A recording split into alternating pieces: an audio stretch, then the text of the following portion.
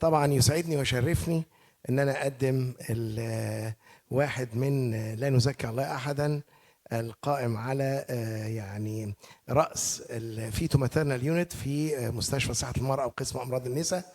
قليل الكلام كثير العمل، لا نزكي الله احدا، يعني من افضل رجالات الاسم علما وخلقا ودينا واداء. الاخ الحبيب الغالي الدكتور مصطفى حسين هيكلمنا على nutrition during pregnancy تكملة لما قدمه الأخ العزيز الدكتور أسامة بيه. شكرا دكتور مصطفى. بسم الله الرحمن الرحيم. Thank you, Mr. Chairman, for this kind presentation.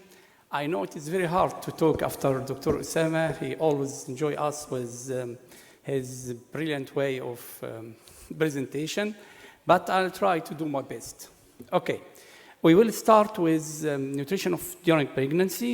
Objectives of this talk is to highlight the role of placenta as a nutrient sensor, highlight nutritional challenges during pregnancy, focus on Egyptian nutritional menu, and what is the way forward. First of all, as Professor Osama said, we start with what is the role of placenta. Placenta plays a crucial role in baby development. I consider placenta as a true mother of the baby in the first 9 months of his life. Because placenta is in direct contact with the baby, placenta knows what the baby needs, what the baby needs to expel, etc. Placenta is responsible for transfer of oxygen, nutrient waste product, responsible for production of hormones, other factors needed for fetal growth and development, and any inadequacy of placental function will compromise nourishment of the fetus.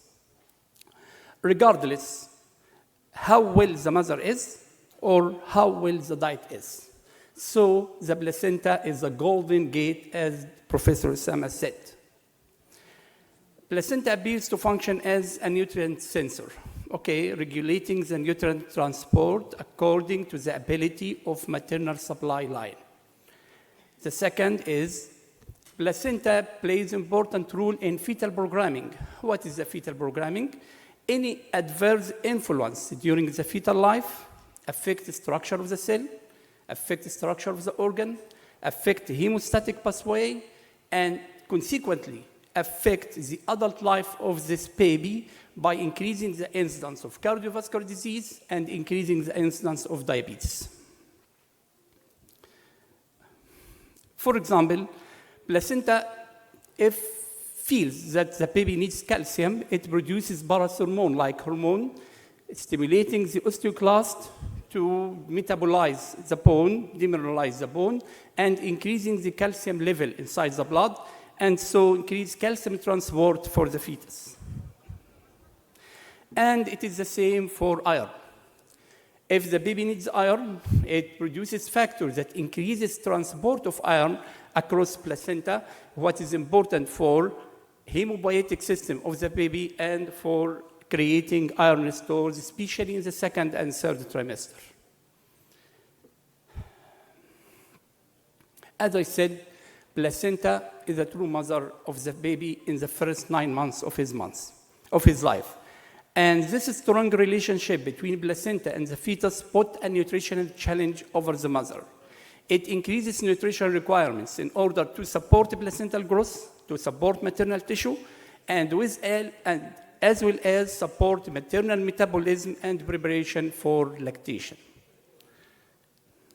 There are many factors affecting maternal nutrition.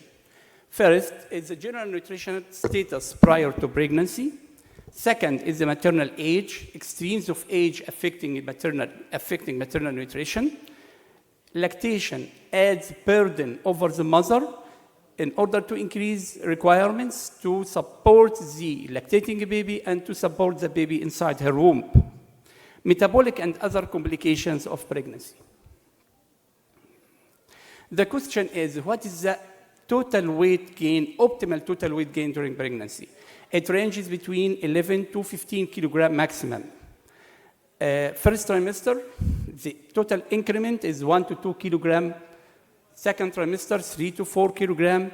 Third trimester is 6 to 7 kilogram. Most of these increments are due to the presence of fetus and placenta. But there are red signs about the increase in the maternal weight. If there is sudden sharp rise in the weight, if the weight gain of 1 to 2 kilograms per week, this indicates excessive fluid retention, and this may be our attention that the mother may have preeclampsia. For example, inadequate gain less than 1 kilogram per month during the first and second trimester, indicating maternal bad nutrition. Any excessive weight gain greater than 3 kilograms per month, indicating overeating. And the risks of obese expectant mother is increased risk of large for gestational age baby with its complications during delivery, increased risk of hypertension, increased risk of diabetes, increased risk of other diseases like DVT associated with pregnancy. And we have to know that weight gain during pregnancy does not guarantee adequate nutrition. So, what are the suggested caloric intake during pregnancy? For an average-sized woman, average activity level, age between 15 and 45, the suggested caloric intake is 2,500 calories per day. If we divided this caloric intake, we need to take 6 to 11 servings of bread or whole grain per day, or 3 to 4 servings of meat and protein, or 3 to 5 servings of vegetables, or 2 to 4 servings of fruits, 4 to 6 servings of milk and milk products. So what the mother should do in nutrition and what should not do? She should eat more calcium, get more vitamin D, double iron intake, increase zinc, increase intake of vitamin B12, get enough folic acid. She shouldn't take junk food, shouldn't take cured or deli meal, consume raw eggs, and etc. These are the ideal nutrition for the mother. But what are our Egyptian status? This paper published 6 years ago by a group from Egyptian Nutrition Institute from American University in Cairo and a group from USA. They discuss in details with pregnant and lactating women about their behavior during lactation, about what they prefer, what they don't prefer, etc. And they reached to a conclusion that food choice in Egypt based on affordability and food preference. Women has no understanding of appropriate weight gain, and counseling mother on maternal diet is missing from all programs of antenatal care. So when we try to advise women in our antenatal care visits about nutrition, we face a lot of problems. First, increased food insecurity, financial crisis, governmental subsidization of energy-dense foods and such as oil and breads, limited household purchasing power, and all of these have contributed to countries' deteriorating nutritional status. And in the heart of this deterioration is the nutritional status of the pregnant women. So we try to advise pregnant lady about this menu and the breakfast. First, getting up early in the morning, she can take a cup of milk or cup of juice to decrease the morning sickness. 1 or 2 hours, she can take breakfast, what available in eggs, cheese, yogurt, beans, and bread. 2 hours after breakfast, she can take fruits, any type of fruits, take 1 cup of tea or 1 cup of coffee. Egyptian kitchen consider lunch as the main meal. So pregnant ladies can take any type of vegetables, salad, slices of meat, chicken, and she can take fish at least 1 time per week. Of course, meat, chicken, and fish are expensive nowadays, and it is difficult to advise pregnant ladies to consume them per week. So, alternatively, if we add rice and to pasta as a source of carbohydrate, add it to lentil as a source of plant protein, added to brush as a source of antioxidants and minerals. This can lead to what's called, and also oil as a source of fat.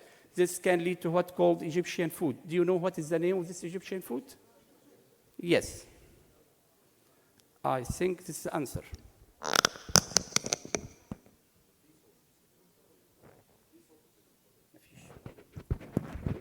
Okay. Koshari can accentuate immune system. Koshari is a satisfying meal because it contains carbohydrate. It can have antioxidant. It have tryptophan to produce serotonin, which is the pleasure hormone.